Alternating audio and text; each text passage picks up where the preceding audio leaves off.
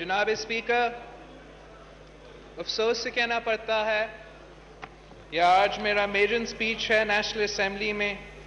ये जो दो बड़ी जमातें ने आज हरकत किया है, मैं समझता हूँ कि पाकिस्तान की अवाम इस तमाशा को पसंद नहीं करते होंगे। जितना पैसा खर्च किया गया इस इलेक्शन में, जितना खून दिया गया इस इलेक्शन में, हमने उन अवाम को मायूस नहीं करना था। और आज का जो एहतजाज है, एहतजाज जमहूरी हक होता है, मगर मैं समझता हूँ कि ये एहतजाज जो ट्रेजरी बेंचेस से भी हुए हैं, ये भी नाकाबिल कबूल था।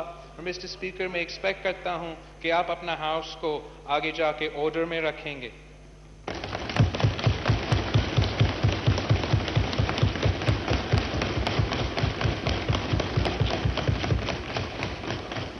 Mr. Speaker, I bow my head in gratitude before Almighty Allah that I have been blessed with the opportunity to be a member of this august house. This house is the supreme institution. It is the mother of all institutions. It is a repository of the will of the people of Pakistan, the very foundations of which, the very foundations, from the foundation stone to the 1973 Constitution, were put in place by Qaid-e-Awam Shaheed Zulfikar Ali Bhutto, where Shaheed Mohtarma Benazir Bhutto served as both leader of the House and leader of the opposition, the first female Prime Minister of Pakistan and the first female Prime Minister in the Muslim world.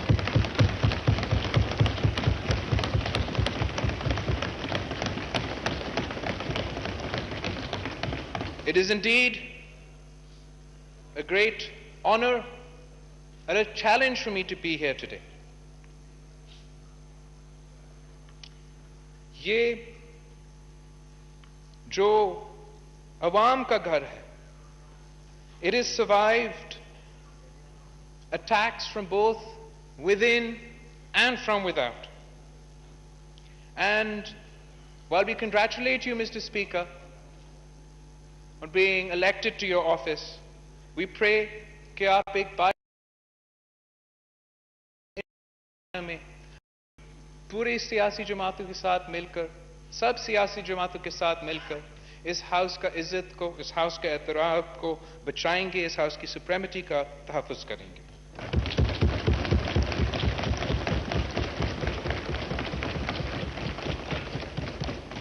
Mr. Speaker, I would like to start by paying tribute to Shaheed Haroon Bilawal and the 20 martyrs of the Peshawar attack. I would like to pay tribute to Shaheed Siraj Raisani and the 128 martyrs of the Mustung attack. I would like to pay tribute to Shaheed Ikramullah Gandapur. I would like to pay tribute to the 32 martyrs of the election day Quetta attack. I would like to pay tribute to all the victims of violence in this election, Mr. Speaker, from law enforcement agencies to police to the citizens of Pakistan. In an election, Mr. Speaker, that the Election Commission of Pakistan called peaceful across the country. Shame. Shame. Mr. Speaker, we've gotten used to having bloody elections after bloody elections. We lose lives we never get back. The dead never get justice. The survivors never get answers. This must change, Mr. Speaker, and this is why the Pakistan People's Party demands a full-fledged investigation into each and every terrorist attack that took place this election cycle. The facts must come out and must be presented before this House, Mr. Speaker.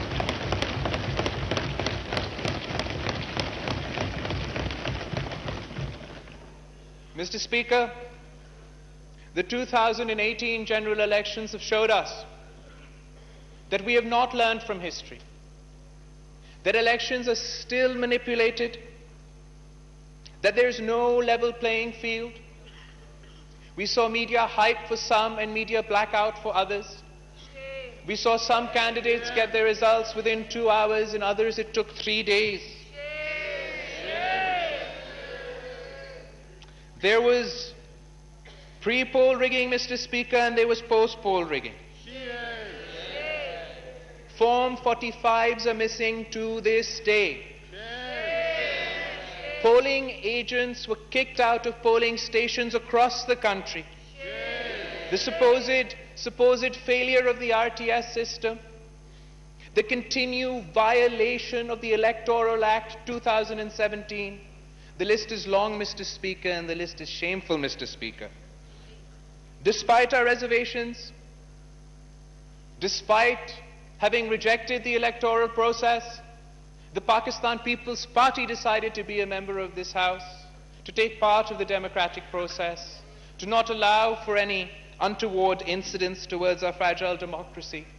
And we took it upon ourselves to approach other political parties who had not only rejected the results, but also refused to be members of this House.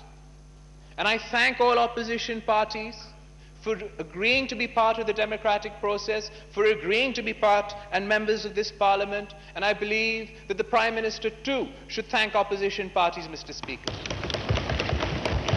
For if it wasn't for the opposition parties, Mr. Speaker, you would not be sitting on your chair, the Prime Minister would not have his chair, and Khuda na khasta we'd be facing a constitutional crisis. The Pakistan People's Party has always preferenced parliamentary supremacy, always guarded democratic rights, but this does not mean that we will let anyone get away with the discrepancies of this election, and we therefore join all other opposition parties in demanding a parliamentary commission to investigate these discrepancies. This commission should be formed with members of both houses of the National Assembly and Senate of Pakistan. Let the truth come out, Mr. Speaker. And it's beyond just accusations of election rigging, Mr. Speaker. We must assess what it has cost for Khan Sahib to take this space today. Because it has cost us dearly, Mr. Speaker. We've compromised on our democracy. We've lost our freedoms. Freedom of association, freedom of dissent, freedoms of the press. We've compromised on our fundamental human rights, Mr. Speaker. We've ceded space of this Parliament. We've weaponized 62 and 63. We've mainstreamed extremism. We've exploited religion for political gain. We've pitted one Pakistani against another, Mr. Speaker. And worst of all, we've taught an entire generation of Pakistanis that might is right. I hope, Mr. Speaker, that the price we've paid is worth paying, because we'll be paying this price for generations to come. In addition to these challenges, Mr. Speaker, in addition to these democratic challenges, Mr. Speaker, our country faces many problems. Our Prime Minister-elect has promised to deliver a roadmap within his first 100 days.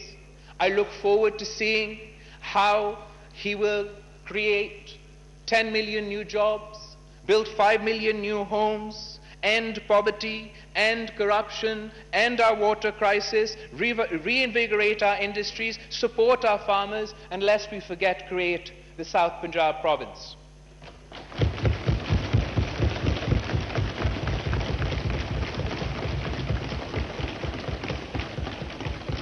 Our economy is in a dire straits, Mr. Speaker. We're drowning in debt. We have an economy that works for the few and not for the many. It is in need of radical reform. I'd like to remind the Prime Minister-elect of some of the promises he made. I believe he said that he would rather commit suicide than take a begging bowl and ask for loans. I believe he said he would not go to the IMF. So we all are in anticipation for what alternative plans will be presented to remove us from these difficult times and the disastrous nature in which the economy Prime Minister Saab will inherit. Speaker, we have foreign policy challenges. Pakistan today stands isolated. We've antagonized our neighbors. We've lost our prestige on the world stage.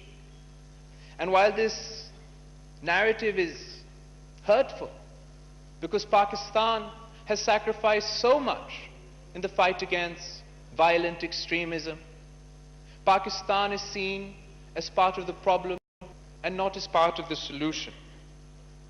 And while I'm sure the new government will take all efforts to take Pakistan's narrative to the world, to explain Pakistan's position in the world, we also must find the courage, Mr. Speaker, to look inwards.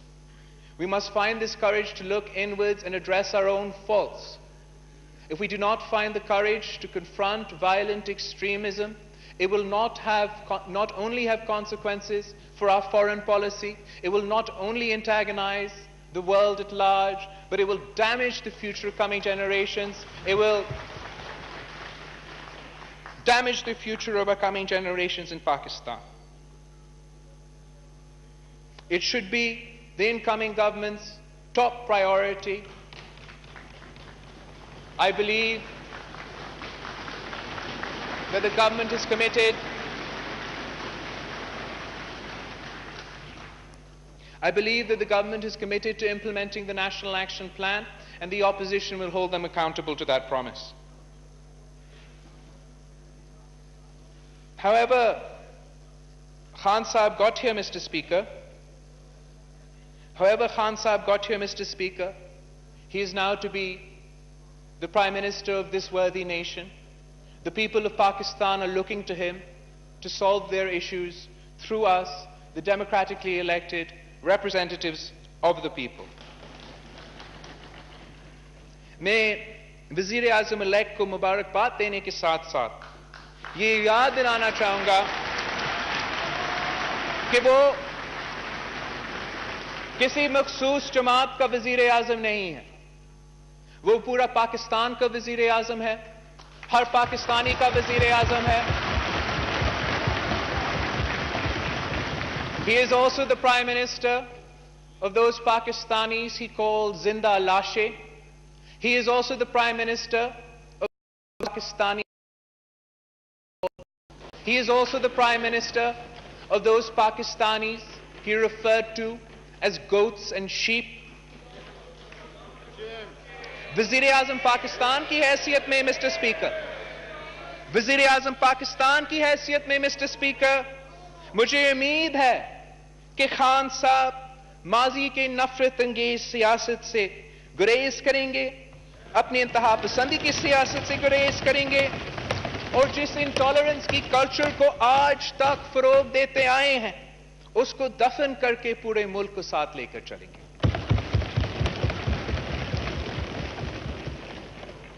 Agar the Prime Minister-elect persists in spreading intolerance, fanning the flames of bigotry, if he undermines the dignity of this House or the supremacy of the Constitution of Pakistan, he will have to go through us and he will find us opposing him every step of the way. Because the Pakistan People's Party has never and will never compromise on the interests of the people of Pakistan, compromise on the interests of democracy, or compromise on the interests of this great country. However, Mr. Speaker, agar Wazir-e-Azam elect ne constitutional supremacy, parliamentary supremacy, or greater public interest ko, awam ke masail ko अपना मकसद बनाया, then he will find us standing in his support. Finally, Mr. Speaker, I'd like to thank and congratulate the Prime Minister-select and wish him good luck. Dr.